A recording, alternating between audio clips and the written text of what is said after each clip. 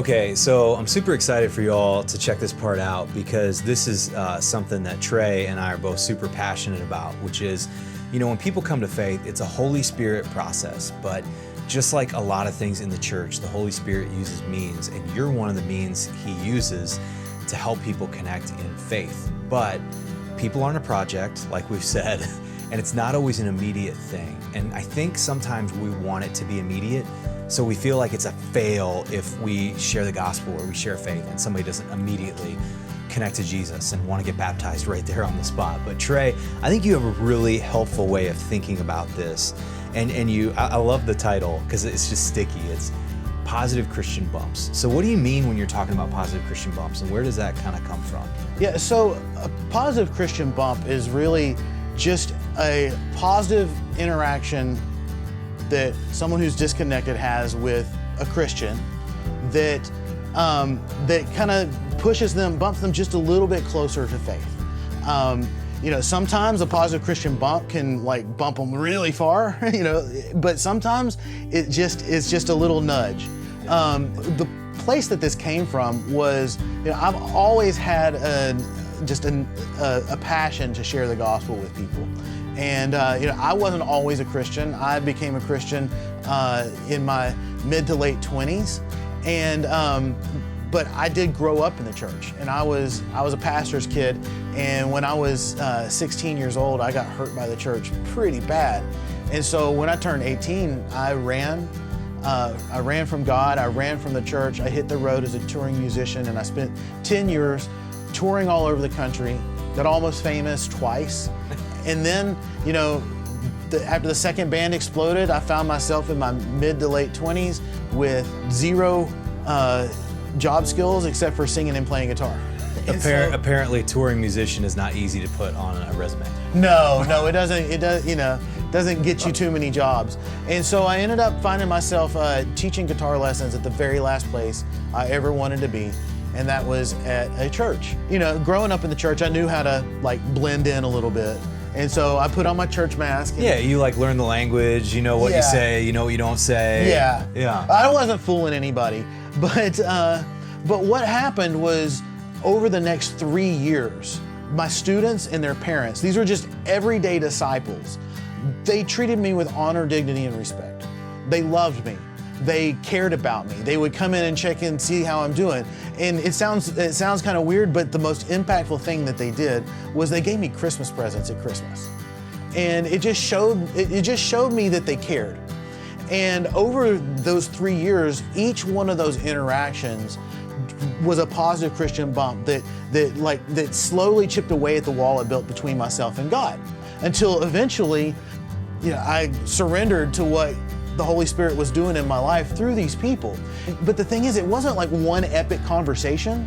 And in fact, it was usually pastors and church workers that would come in and try to have the gospel conversation with me. And that would actually push me back a little bit sometimes. Well, I remember talking to you about that because, pastors, you feel this pressure. It's like, okay, I have to have this conversation, this person needs Jesus. Yeah, they do, but, at the right time. That's why we did the stoplight video earlier in the training. But these people, they were just being a reflection of Jesus. They were being who God created them to be in Jesus, and they loved on me. And so, moving forward, I'm a Christian. I'm getting involved in ministry. I'm trying to share the gospel, wanting to have spiritual conversations with people. But I felt like I needed to get people from zero all the way to faith and get them over the finish line. And it was actually getting discouraging because I was having these spiritual conversations with people, but I wasn't seeing fruit. And then I was like, man, I'm so frustrated. I've got to think about this differently. And I was like, so what took a rock and roll guy and turned him into a Christian? And I realized that it was a series of positive interactions from lots of people. And so I decided to call it a positive Christian bump. And so that changed my strategy. So instead of me trying to get somebody across the finish line, in that moment when I'm interacting with someone, my goal is to be a positive Christian bump. And that's something that I can measure. That's something I know when I've been one, and I definitely know when I'm not one.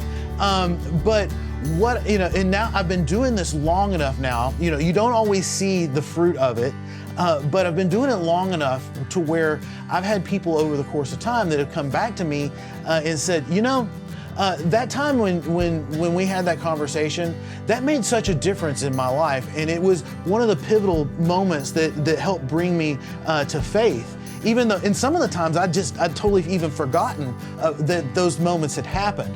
And so the Holy Spirit works through these positive Christian bumps, because I guess the real key is I'm not the Holy Spirit. You're not the Holy Spirit. It's recognizing that you're not responsible for the process, you're a partner in the process. I think there's this great line, it talks about -10 to person of peace.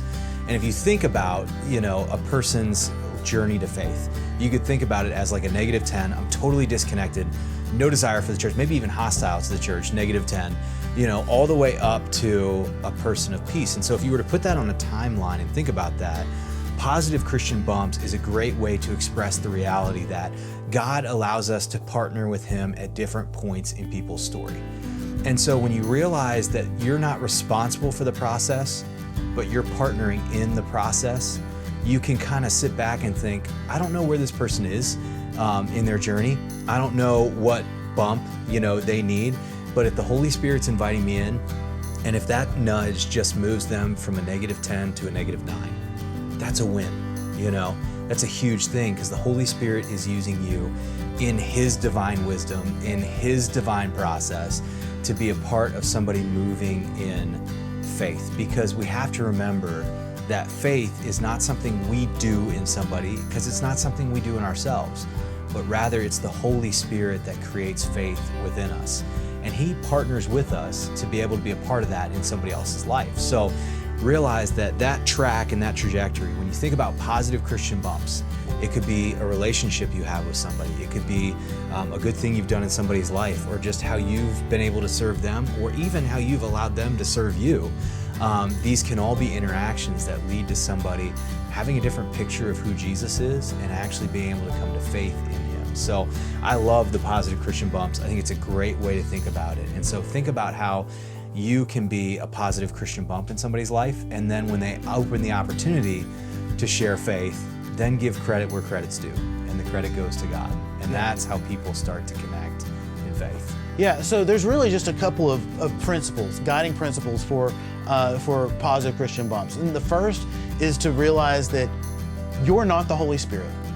You can't save anybody. I can't save anybody. No, Matt, you are not the Holy Spirit. I'm not the Holy Spirit. Yeah, it's above our pay grade. Yeah. We don't have that in our power.